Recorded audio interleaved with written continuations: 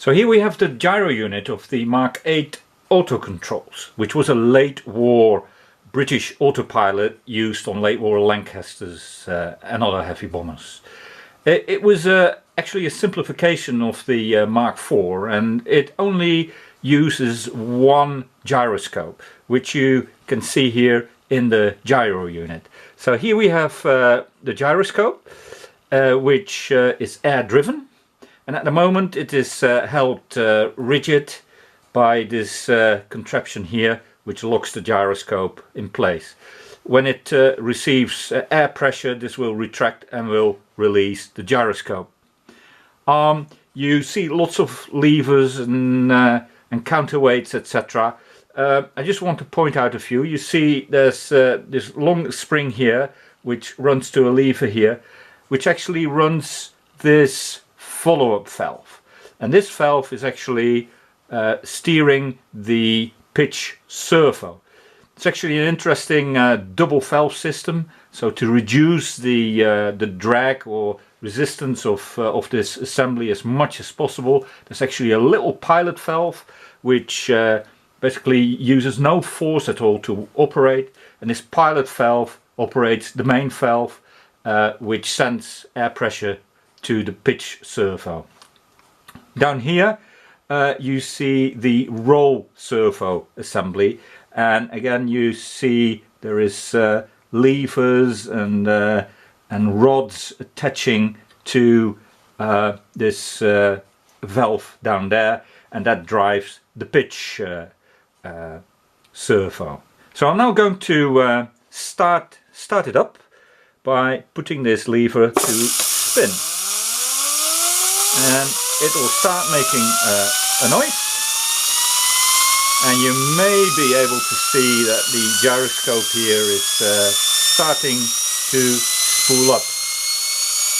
I'm now going to pause the video for a little while and let it spool up for a little while. Okay, the gyroscope is now at full speed, but it's still locked in position by the spring here, so I have to put the autopilot in to release the gyroscope. So watch this part here. When I put it in, it releases, and now the gyroscope is moving freely. You see that the pitch valve is starting to oscillate slightly. At the moment the roll valve is still stable. If I now slowly turn my setup here to make it roll, watch what the valve is doing. If I slowly turn it, you will see that it's moving backwards. If I now go the other way, you can see it is slowly moving forward. It is being steered basically by the gyroscope here. You can see that the gyroscope is trying to stay in a neutral position. You also see a counterweight here slowly move forward and backwards. That's a balancing weight which is controlling the pitch of the gyro long term. I just wanted to focus a little bit on this balancing weight, because I can manipulate it a little bit, and then you can see how the gyroscope reacts. So if I'm pitched forward, this weight will come a little bit forward, and you will see how very slowly the gyroscope moves upwards, and also the output valve is moving. So the servo is very slowly correcting this. If I now push it backwards, you will see it going the other way. So the idea is that the aircraft is automatically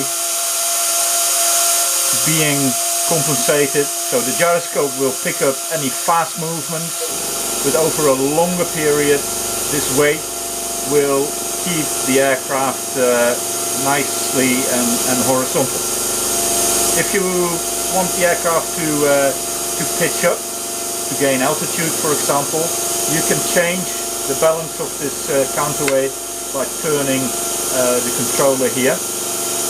Now you can actually see it automatically start moving upwards because I've changed the balance. So if I now turn it the other way, you can see that the pitch control is pushing the gyroscope the other way. So if I put the pitch control in the central position, hopefully it will keep the gyroscope in its precise position.